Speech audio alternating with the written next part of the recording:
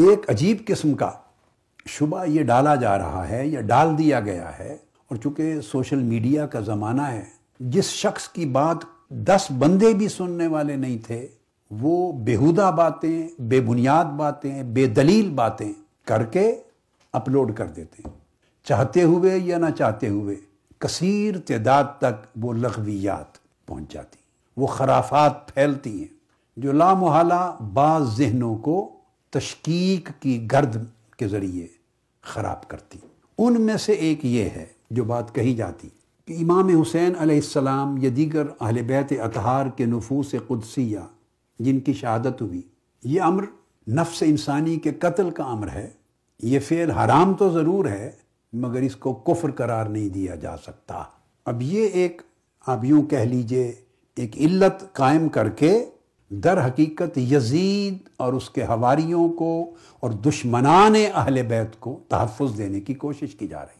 اب دیکھنا یہ ہے کہ امام حسین علیہ السلام اور دیگر مقدس نفوس قدسیہ اہل بیت اطہار کے ان کی شہادت کا حکم کیا عام نفس انسانی کے قتل جیسا ہے یا عام نفس مؤمنہ جو مومن ہیں، مسلمان ہیں، ان کے قتل کرنے کے حکم جیسا ہے، یا اس کا حکم ان سے جدا اور بالا تر ہے۔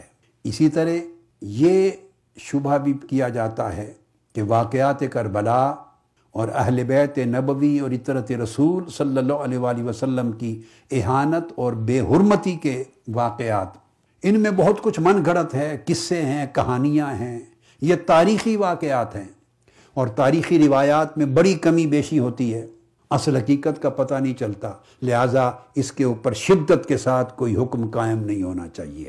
تو دیکھنا ہے کیا یہ تاریخ کے قصے کہانیاں ہیں اور یہ پورا واقعہ کربلا اور یہ تمام امور کمزور روایات پر قائم ہیں، یا یہ مسلمہ حقائق ہیں جن کی بنیاد احادیث صحیحہ ہیں حضور نبی اکرم صلی اللہ علیہ وآلہ وسلم کی، جو آپ نے مستقبل کی غیبی خبروں کے طور پہ امت تک پہنچائیں، ارشاد فرمائے، اور معتمد روایات پر قائم ہیں، اور مورخین سے بڑھ کر ان کی توثیق بڑے بڑے ائمہ محدثین، ائمہ فقہا، ائمہ متکلمین اور جمیع اکابر امت نے کی ہے۔ اس کا جائزہ لینا۔ اسی طرح یہ شبہ بھی وارد کیا جاتا ہے ذہنوں میں کہ سیدنا امام حسین علیہ السلام کو تو ابن زیاد نے شہید کروایا، اور ابن زیاد کی فوج نے، یزید نے تو براہ راست آپ کو شہید کرنے کا حکم نہیں دیا تھا، اس پر ذمہ داری نہیں بنتی۔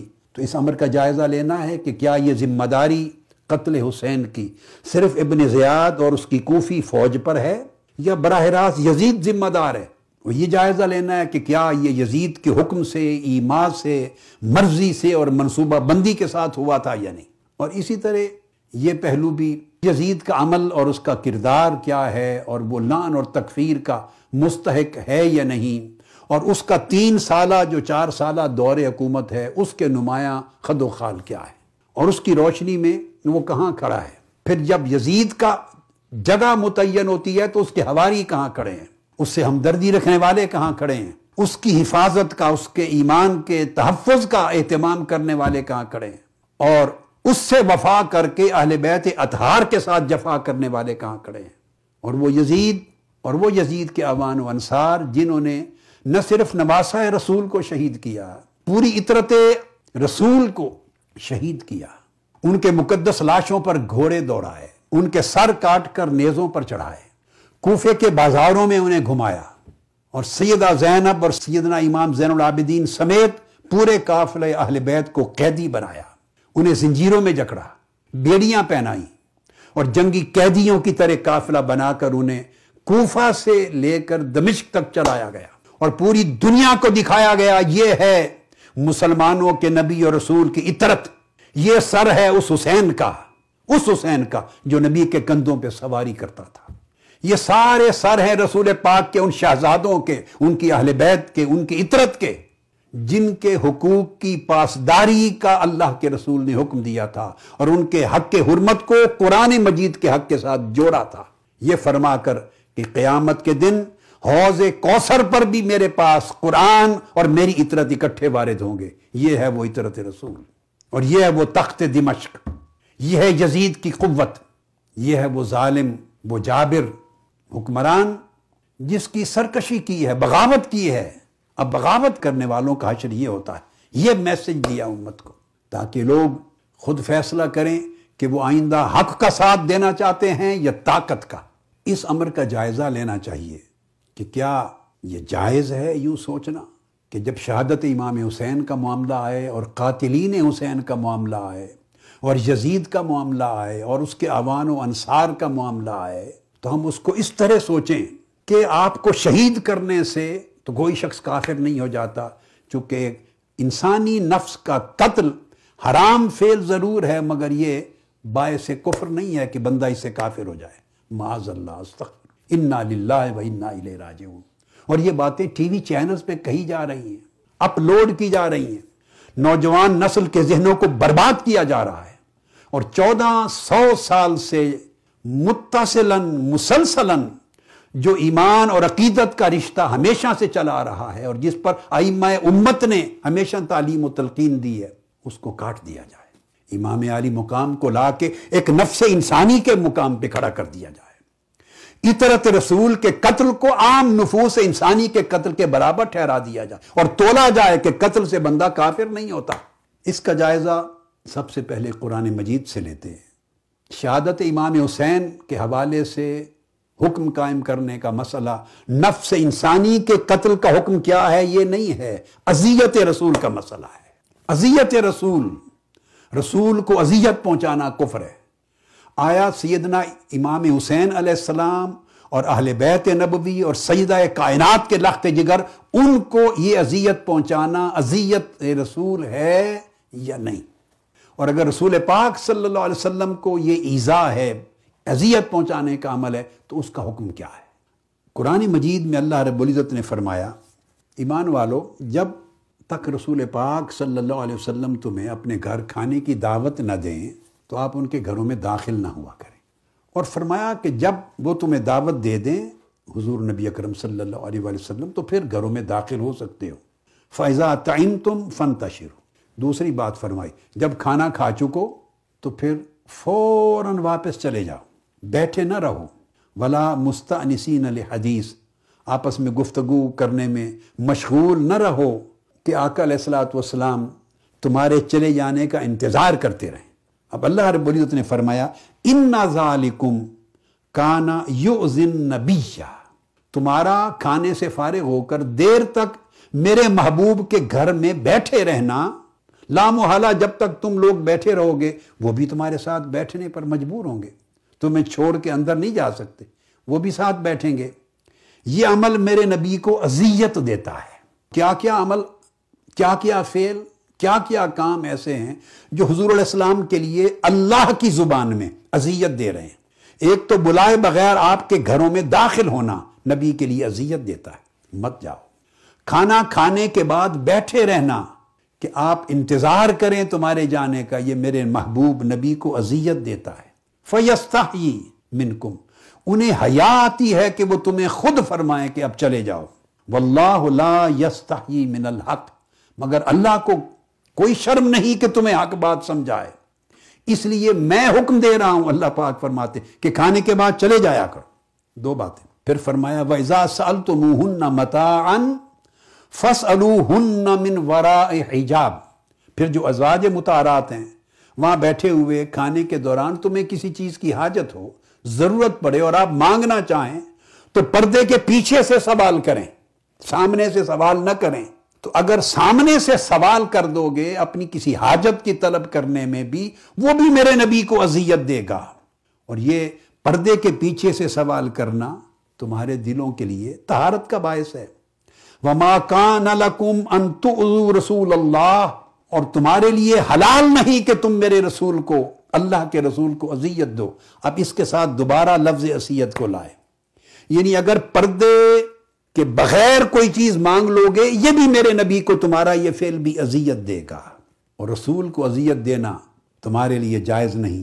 وَلَا أَن تَنكِحُوا أَزْوَاجَهُ مِن بَعْدِهِ.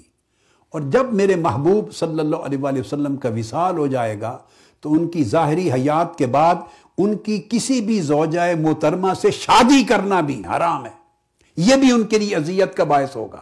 قرآن مجید میں اللہ رب العزت نے ایک معیار قائم کر دیا کہ اتنی اتنی بات بھی میرے رسول کو اذیت دیتی ہے. سو جس سے محبت جتنی شدید ہو، جتنی زیادہ ہو، محب کے لیے اپنے محبوب کو اذیت پہنچنے کا جو پیمانہ ہے وہ اسی طرح جدا ہوتا چلا جاتا ہے. محبت جیسے جیسے کسی سے بڑھتی چلی جائے، محبوب زیادہ سے زیادہ عزیز تر ہوتا چلا جائے، تو اس کو کس کس فعل سے اذیت پہنچتی ہے، یہ پیمانے بھی فرام مین ٹو مین، انسان کے سے اور انسان تک بدلتے چلے جاتے ہیں. فرد سے فرد تک پیمانے مختلف ہوتے چلے جاتے ہیں. حتیٰ کہ جب محبت انتہا کی ہوتی ہے کسی سے تو اس کے لطیف جذبات کو ٹھیس پہنچانے سے بھی اذیت ہوتی ہے. اس کے احساسات کو خفیف سی ضرب لگے، یہ بھی اذیت کا باعث ہوتا ہے.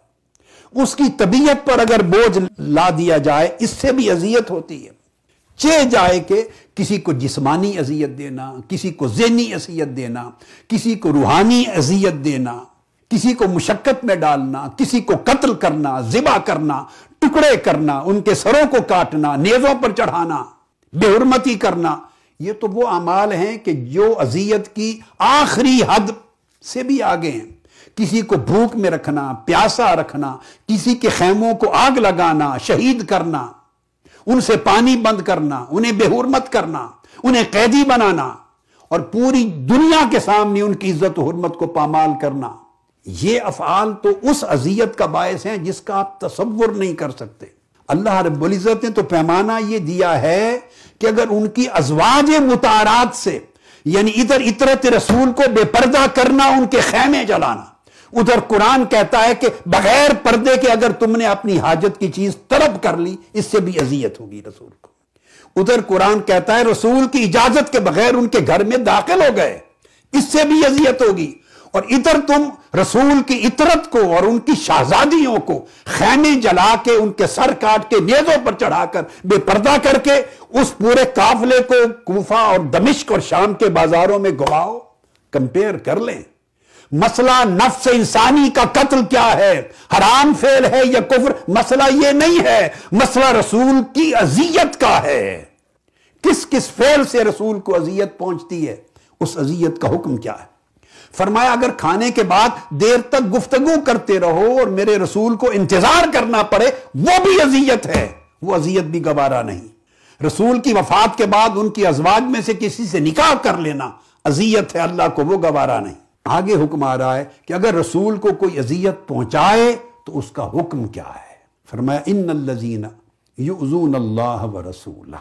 اب رسول کو اگر کسی نے اذیت پہنچائی تو اللہ رب العزت نے اس اذیت کو اپنی ذات کے ساتھ منسوب کر دیا کہ اس نے اللہ کو اذیت پہنچائی. جیسے فرمایا یا ایھا الذین آمنوا لا تقدموا بین یدی اللہ ورسول. جیسے رسول کا ادب اللہ کا ادب ہے، جیسے رسول کی اطاعت اللہ کی اطاعت ہے، جیسے رسول سے محبت اللہ سے محبت ہے، جیسے رسول کی حرمت اللہ کی حرمت ہے، اور جیسے رسول کی نافرمانی اللہ کی نافرمانی ہے، جیسے رسول سے بے وفائی اللہ کے ساتھ بے وفائی ہے، اسی طرح فرمایا میرے رسول کو اذیت پہنچانا اللہ کو اذیت پہنچانا. حکم کیا ہے؟